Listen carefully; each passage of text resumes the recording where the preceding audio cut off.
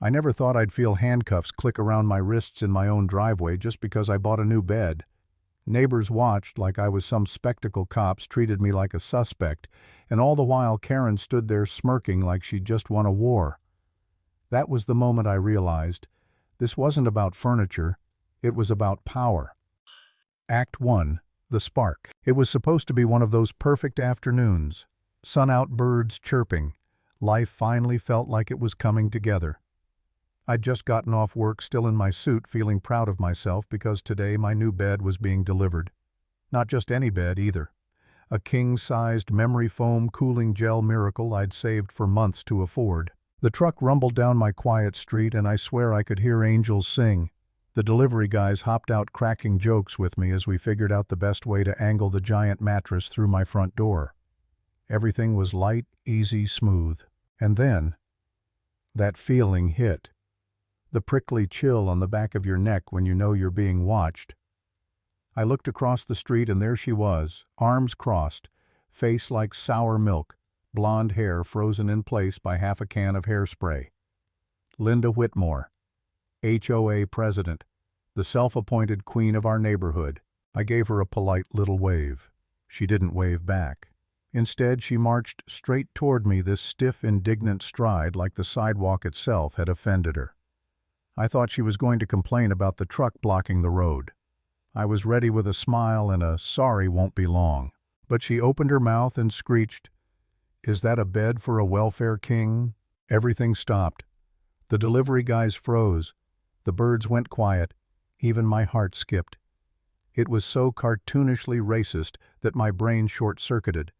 I managed an "excuse me," and that was all she needed. She stepped onto my driveway, pointed her wrinkled finger at me and yelled, "You people don't belong here. Scammer. Probably stole someone's credit card for that thing." I stood there stunned in front of the house I paid for every month, wearing the suit from the job that afforded it. And somehow I was the intruder. The criminal. I told her calmly, "Ma'am, this is my house. I bought this bed with my own money. Please lower your voice and return to your property." You'd think that would end it. Instead, it was like pouring gasoline on a bonfire. Act 2. Escalation and doubt. She whipped out her phone like it was a weapon. Her voice dropped to this fake, trembling whimper as she called 911. "Help me. There's a large, aggressive man trying to break in across the street. He looks dangerous. He might have a weapon." My jaw hit the ground. She was literally turning a mattress delivery into a crime scene. And the worst part, I knew exactly how this would play out. Her tears weighed more than my truth. Within minutes, 2 squad cars screeched up, lights flashing. 4 officers jumped out. 2 came straight for me, hands hovering near their belts, while the other 2 walked over to comfort her like she was a victim of war. I tried everything: ID keys that opened my door, even pulled up the receipt for the bed on my phone. One of the younger officers actually tested the key in the lock, saw it worked. For a second I thought reason might win. But then the senior cop, Officer Reynolds, stepped in. Mustache, toothpick, the whole seen it all vibe. He listened to the evidence, looked me up and down, and then shook his head. Went back to Karen, who dabbed fake tears with a handkerchief, whispered something to him, pointed at me. And just like that, he decided, cuff him. The metallic click of the handcuffs was like a gunshot. Neighbors peeked from behind curtains, watching me get branded a criminal on my own lawn. The delivery guys stood frozen, powerless. And Karen, she smirked, pure triumph. In that moment, something inside me cracked. Sitting in the back of that patrol car, I replayed every choice. Should I have ignored her? Smiled more. Stayed inside. Was it my fault for moving here, for thinking hard work could buy me safety? For the first time, I doubted myself. I felt small, powerless, like maybe I didn't belong after all. But then I made a call. My best friend James, lawyer. Not criminal law, but smart, steady, and most importantly, he believed me. His voice cut through my despair. "This is a civil rights violation, Marcus. Don't say a word. I've got you." Later, an elderly neighbor named Arthur knocked on my door with a coffee cake, told me he'd seen it all.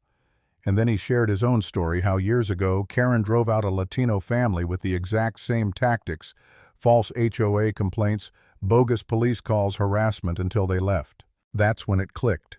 This wasn't about me buying a bed. This was a pattern, a weaponized system. And I wasn't just fighting for myself anymore, I was fighting for everyone she had ever targeted. Act 3. The Fall. James and a defense attorney got my phone released. The video I'd recorded captured everything: my calm voice, Karen's lies, the officer's dismissive attitude. Side by side with the official police report, which painted me as aggressive and belligerent, it was a total contradiction. Meanwhile, James tracked down the Rodriguez family. They still had security footage, Karen on the phone with a city inspector saying, "I don't care what you find, just make life hard for them. We need these people out." Smoking gun. The local news picked it up. My video aired on the evening broadcast, showing Karen's act crumble under the weight of her own words. They even caught her on camera screaming harassment at a reporter before slamming her door. Overnight, the narrative flipped. Neighbors who once praised her bravery now turned on her. The HOA, terrified of bad press, scrambled to distance themselves. And the district attorney's office. They dropped every single charge against me and opened an investigation into Karen for filing a false report. Then came the HOA emergency meeting. I wasn't invited, but word spread fast. Faced with mounting outrage petitions and the threat of lawsuits, the board voted to strip Linda Whitmore of her presidency. The woman who once strutted across my driveway acting like she owned the whole neighborhood was dethroned in front of the very community she claimed to protect. And me?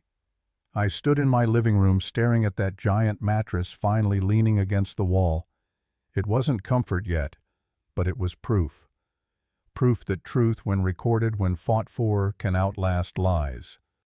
Closing line, lesson. In the end, Karen lost her crown, and I learned the hardest truth of all.